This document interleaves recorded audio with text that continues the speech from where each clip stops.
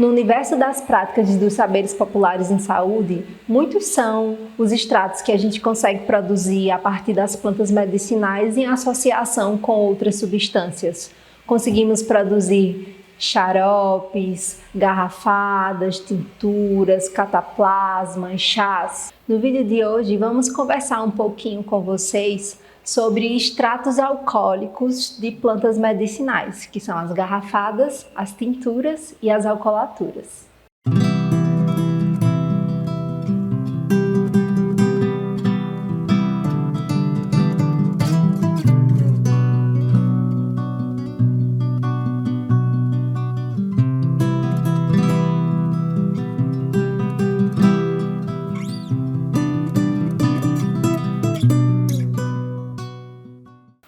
Oi gente, sejam bem-vindos novamente a esse espaço de partilha de tantos saberes e práticas que nos une, que nos integra. Antes de começar a partilha de hoje, eu queria pedir licença a toda uma ancestralidade que vem cultivando esses saberes ao longo do tempo, para que hoje eu esteja aqui partilhando com vocês um pouco da minha experiência, dos meus estudos, da minha vivência. Queria pedir licença a todos os raizeiros e raizeiras, a todas as herveiras e as herveiras para estar aqui hoje partilhando com vocês um pouco esses saberes no universo das plantas medicinais. Embora similares quanto à composição, esses extratos alcoólicos, que são as tinturas, as alcoolaturas e as garrafadas, elas são diferentes, elas possuem algumas variações. Essencialmente, os extratos alcoólicos, essas soluções, elas são formadas por dois componentes. Um é o soluto e o outro é o solvente. O soluto são as partes da planta medicinal que a gente vai utilizar. E aí pode ser as folhas, podem ser os caules, podem ser as flores, as raízes, os frutos, enfim. Cada planta medicinal conserva a sua propriedade, o seu princípio ativo em uma parte em específico que a constitui, né? E aí, a depender de qual planta medicinal a gente vai utilizar, de qual benefício terapêutico a gente está buscando, a gente vai utilizar uma parte específica da planta. Lembrando que nem toda planta medicinal a gente pode utilizar todas as partes. Algumas plantas conservam uma certa toxicidade em certas regiões, né? Como é o caso do angico, que a gente já falou no nosso segundo encontro, que existem algumas substâncias tóxicas nas suas folhas, nas suas sementes, assim como o mulungu também. É muito importante investigar, estudar, ler sobre, conversar com outras pessoas, buscar os raizeiros, as raizeiras, as herveiras e os herveiros para saber e ter mais conhecimento sobre a planta que você está querendo utilizar nos seus preparados, nas suas formulações. Um outro componente da nossa solução alcoólica, do nosso extrato alcoólico, é o solvente. E nesse caso, o nosso solvente é um álcool, que pode ser um álcool de cereais, um álcool 70 volumes, um álcool 90 volumes, uma cachaça, um vinho, até o vinagre.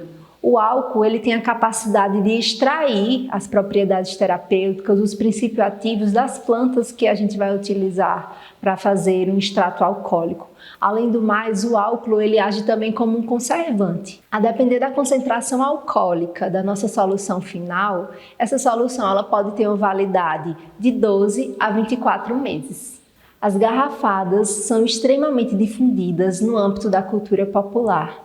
Elas vêm sendo produzidas ao longo de gerações por herveiros e herveiras, raizeiros e raizeiras, que a partir da difusão de seus saberes, das suas práticas, produzem inúmeras formulações que vêm cuidando das pessoas, acolhendo-as nos seus mais diversos processos em saúde. As garrafadas consistem essencialmente na junção de plantas medicinais, que aí a depender de qual questão de saúde você está querendo tratar, você vai utilizar as mais variadas plantas medicinais, juntamente com uma substância alcoólica, que normalmente é um vinho, é uma cachaça, é um conhaque, mas também pode ter, enfim, a adição de outras substâncias, como vinagre, como mel. Quanto às tinturas também são extrato-alcoólicos. A gente produz as tinturas a partir de um veículo hidroalcoólico, que é o álcool e a água, juntamente com a associação de uma ou mais plantas medicinais. Essencialmente, elas possuem o mesmo objetivo. Ambas são fitoterápicos. Elas podem ser utilizadas para as mais diversas questões de saúde, que vão desde insônia, estresse, dores estomacais, dores osteomusculares, dores de cabeça, sinusites, dor de barriga, diarreia, enfim, inúmeras questões de saúde. Você pode estar utilizando uma tintura para te acolher. Elas normalmente são produzidas para serem utilizadas por via oral, para serem ingeridas, mas você pode encontrar algumas formulações, alguns extratos alcoólicos que podem ser utilizados na pele ou que podem ser inalados. Aí vai depender muito de qual questão de saúde você está querendo lidar, né? Além do mais, elas podem ser incorporadas também à formulação de cosméticos. Elas podem ser utilizadas em sabonetes, em desodorantes, inclusive em perfumes. É muito delicioso fazer um perfume a partir de uma tintura de ervas aromáticas, que para além da dimensão do cheiro, existe a dimensão afetiva também do que as plantas mobilizam na gente, né? A partir das suas propriedades fitoenergéticas.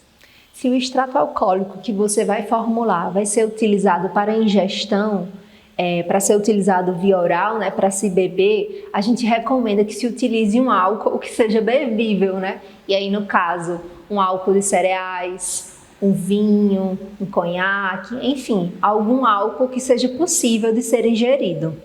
Pensando na potência de construirmos o nosso cuidado em saúde a partir de extratos que nós mesmas podemos produzir a partir das plantas medicinais, eu vou compartilhar com vocês hoje uma receita de uma tintura de capim-santo.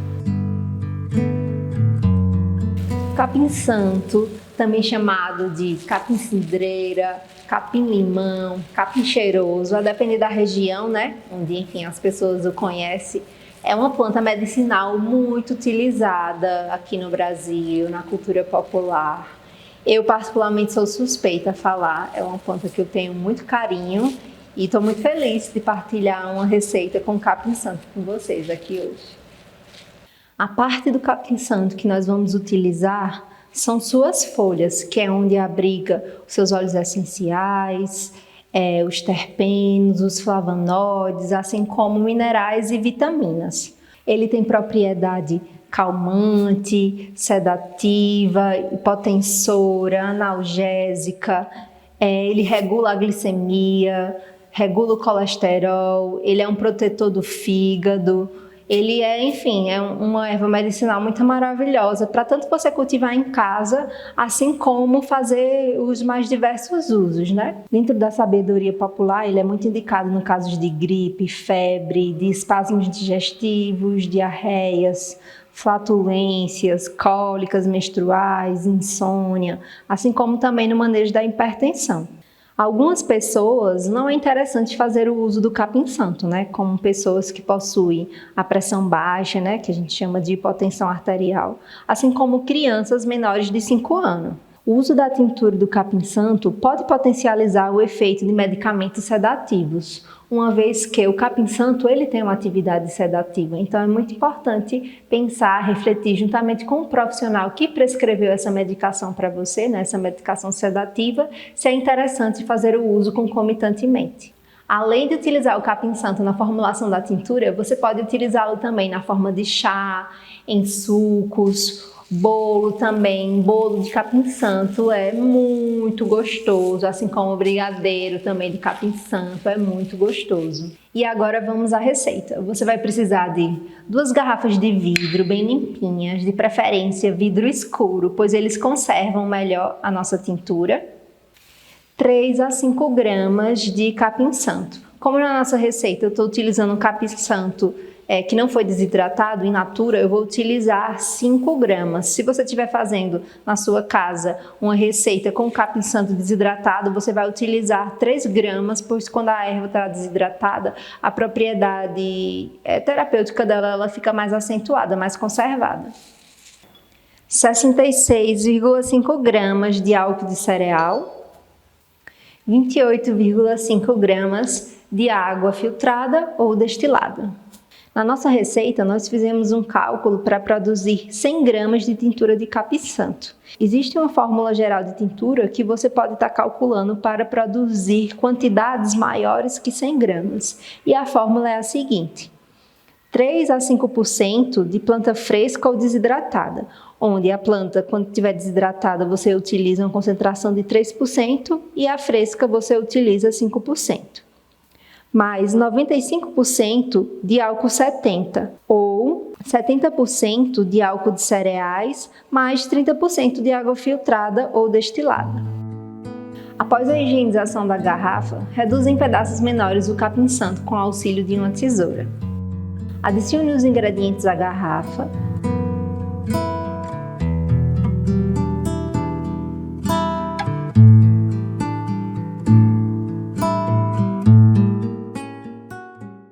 Tampe e agite por alguns minutos.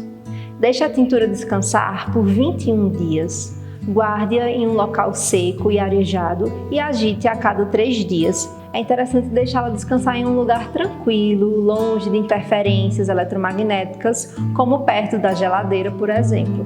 Após 21 dias, a tintura deverá ser coada e transportada para um frasco de vidro, de preferência um vidro escuro. Se for um vidro conta-gotas, ele é super interessante, pois você consegue dosar na hora de utilizar a tintura.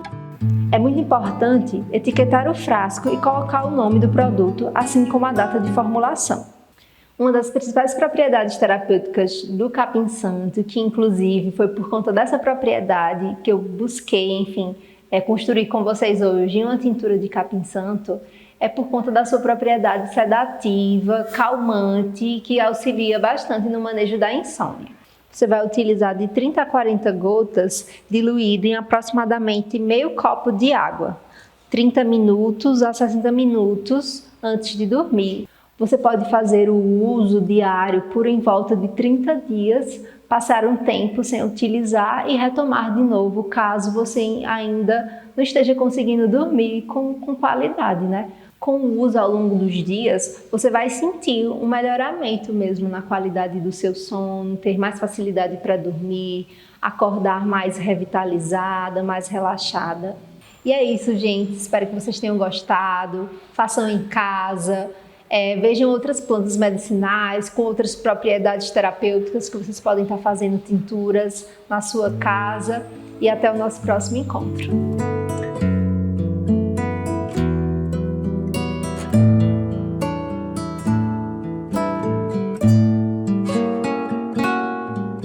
Desabrochar a flor do tempo e as cores